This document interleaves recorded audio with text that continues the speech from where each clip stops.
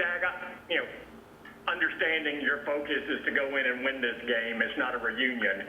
But can you talk a little bit about what Jason Garrett meant to your career and just the fact he wasn't able to get it done here and your thoughts on him and your relationship?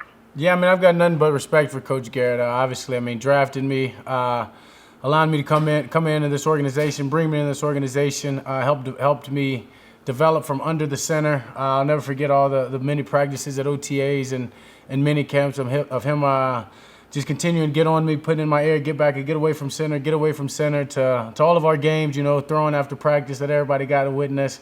Nothing but respect for Coach Garrett, and it'll be great to see him, but I think you said it best. This is about getting a win. Dak, have you ever been on a 1-3 team before? And what kind of leadership do you think the team needs from you to start getting some wins together? Yeah, I'm not sure if I have, but we'll definitely turn it around as I've continued to say it. It's about the men in the locker room, and that's at the end of the day.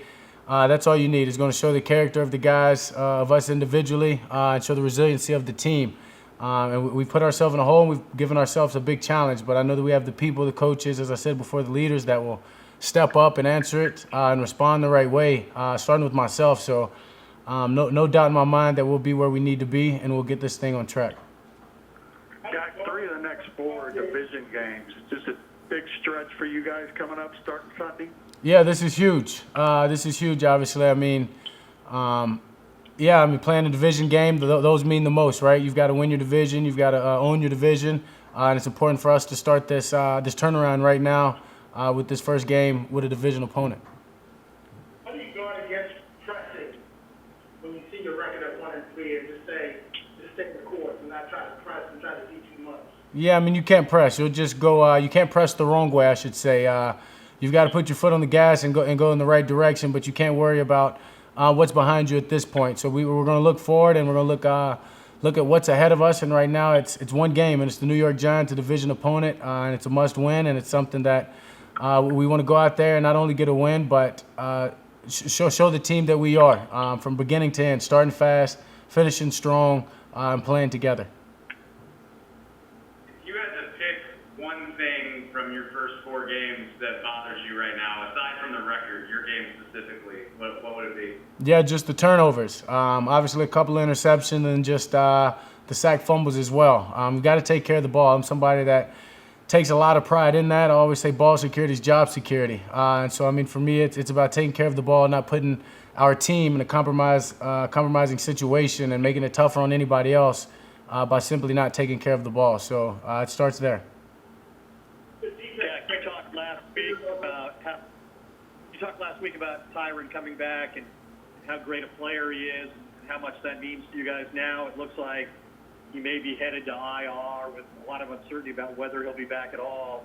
How big a loss would that be for you guys if Tyron is gone for another long period of time and maybe the season? Yeah, I mean, it was great having Tyron back out there. I'm not sure on exactly that. But I know Tyron's doing everything that he can to get himself healthy and allow himself to be able to play. So, yeah, I mean, obviously you don't want to necessarily think about that, but Tyron's doing what he needs to do to get his body right. Dak, you mentioned after the game on Sunday that it hurts to disappoint McCarthy and that maybe even more so than if you were mad. What's his demeanor been like this week? One more time, I'm sorry. You mentioned after the Browns game that it hurts seeing Mike McCarthy disappointed, maybe even more so than if you were mad. What's his demeanor been like this week, and what kind of demeanor do you want from a coach to turn this around? Yeah, he's been a great leader. Obviously, as I've kind of spoke on the whole about what's behind us is behind us, and it's about moving forward. And he's somebody that carries himself that way with a lot of confidence, just with the resiliency, and you can tell. I mean, he's a hard-nosed guy, and that's the way we've been practicing. That's the energy that we've been carrying into the practices, into the meetings. It'll pay off. You told us before that when you don't have some of your starting offensive linemen out there, you just prepare like always. How do you do that? How are you unaware if Tyron is missing that? There has to be a drop-off because he's so good, or you're Travis at center or LT not there. Yeah. I mean, these are professional athletes, and these are NFL offensive linemen we're talking about. So, I mean, I've got confidence that they can do the job, or they simply wouldn't be out there and they wouldn't be on this team being asked to do that. So, for me, it's about worrying about my responsibilities and my duty to this team and instilling the confidence and trust in them. So obviously you can't replace some of the guys that we have on this team and some of our original starters, but I have a lot of confidence that the coaches and that the people in front office make the right decision to putting these people here. And not only that, I see the way these young guys come in and practice and prepare. So as I said, for me, it's about instilling the confidence and allowing them to know that I trust them, I believe in them, and I'll go to war with them. Dak, I know you're not the type of guy that likes to use words like frustrated or get worked up about things, but is it challenging at least to identify multiple areas that are affecting this team as opposed to just one thing, like say if it was just the offensive line or, you know, if it was just the linebacker position? It seems like there's a number of things that this team has to tackle in order to turn this record around. Yeah, I mean, it's a challenge. Life's a challenge. So, I mean, we've got to step up and answer to it. Yeah, everything's not perfect, and it's not just one area, but it's all the areas. And I said, if it wasn't for the coaches, the leaders, the men that we have, then yeah, I might be a little worried or might be stressed, I guess you can say. But we're going to stay at it. We're going to stay the course. We're going to continue and double down on our belief and trust in one another, and go out there and get the job done. Dak, how would you characterize the Giants' defense under new coordinator Patrick Graham in contrast to what you see from Betcher's system the previous 2 seasons in New York? Yeah, I mean, these guys are playing well. Obviously, they've got some different personnel in. And they've got a great defensive front, D-line. I think that's where it starts. But if you look at the stats and you turn on the film, this is a defense that gets after it, and they play well. So a lot of respect for them as competitors. But this is about us and about our offense going out there this week and playing clean football, sound football from the first quarter to the last. Dak, when you see some of the COVID cases at teams around the league, do you change anything about what you're doing outside the facility, or do you recommend your teammates change anything about what they're doing?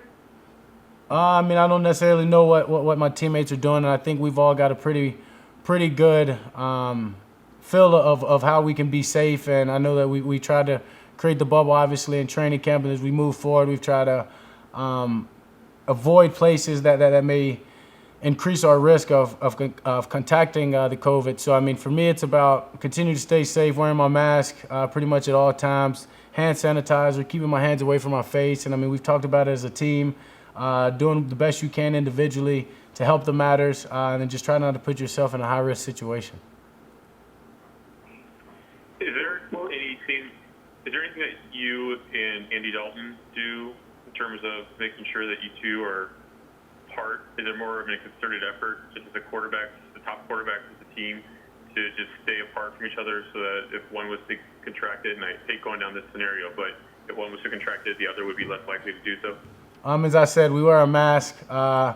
We're not necessarily around each other 100%, but I mean, we're being smart about it. I don't think we can live in individual bubbles and still get the same knowledge and be able to lead together and do what we have to do. So I mean, if you're looking for flying in different planes as vice president, president, we're not to that. So I mean, we're just being smart with the way that we're carrying ourselves.